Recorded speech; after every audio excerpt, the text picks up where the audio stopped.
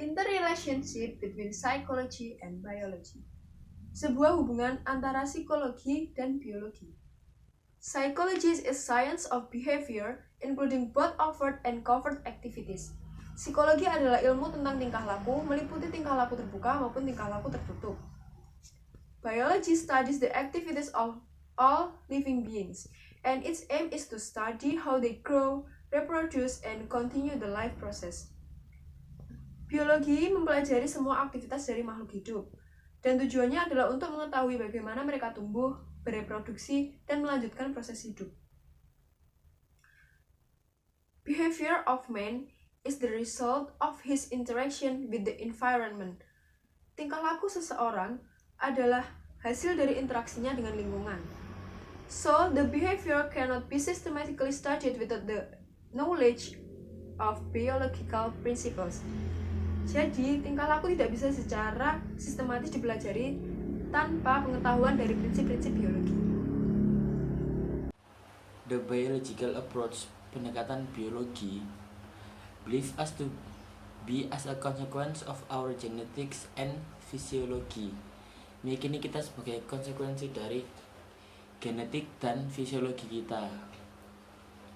It is only approach in psychology and examines thought, feelings, and behavior from a biological.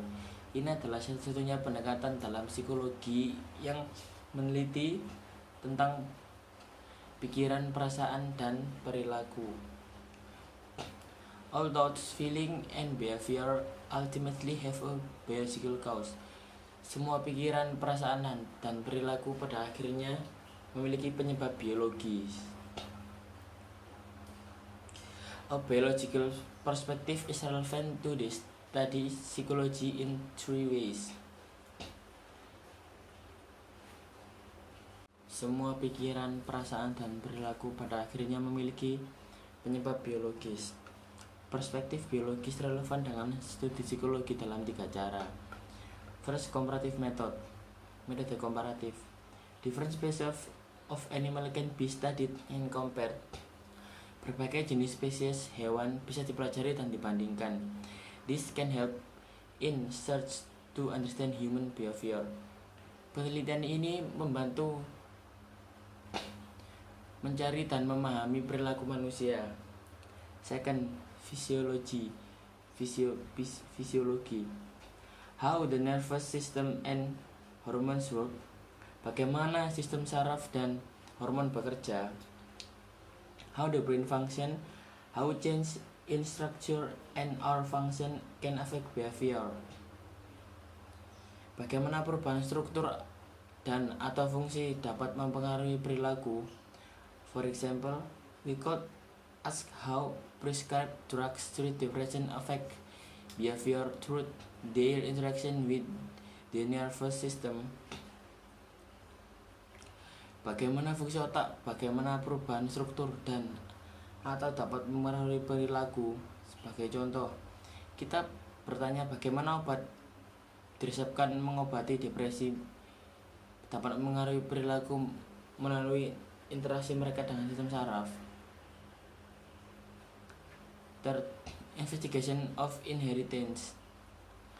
What an animal inherits from its parents. Mechanism of inheritance, genetics. Investigasi warisan. Apa yang diwarisi binatang dari induknya. Mekanisme pewarisan genetik. For example, we rights wants to know whether high intelligence is inherited from one generation to the next. Sebagai contoh, kita benar ingin tahu apakah kecerdasan itu bisa diwariskan dari generasi ke generasi berikutnya. Let's introduce myself. My name is Bruno Bro, and now I will continue to reading the next paragraph.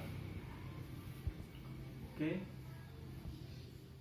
Each of these biological aspects, the comparative, the physiological, EA, the brain, and the genetic, can help explain human behavior. Yang artinya masing-masing aspek biologi, komparatif, fisiologis termasuk otak dan genetik dapat membantu menjelaskan tentang perilaku manusia. It is important to appreciate that the human brain is an extremely complicated piece of biological machinery. Ini penting mengerti bahwa otak manusia adalah bagian yang sangat rumit pada sistem biologi. Scientists have only just scratched the surface of understanding the many functions of the working of the human brain. Para ilmuwan baru saja menggaruk permukaan dalam memahami banyak fungsi kerja pada otak manusia. The brain can influence many types of behavior. Otak dapat mempengaruhi banyak jenis perilaku.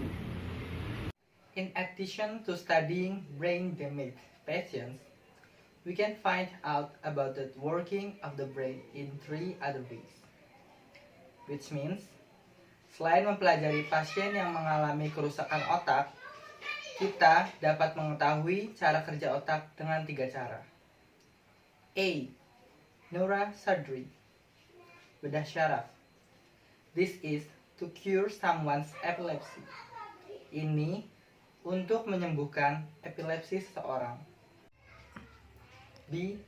Electroencephalogram or EEGs. This is a way of recording the electrical activity of the brain. It doesn't hurt, but it isn't dangerous. Electroencephalograms atau EEGs ini adalah cara merekam aktivitas listrik di otak. Cara ini tidak sakit dan tidak berbahaya.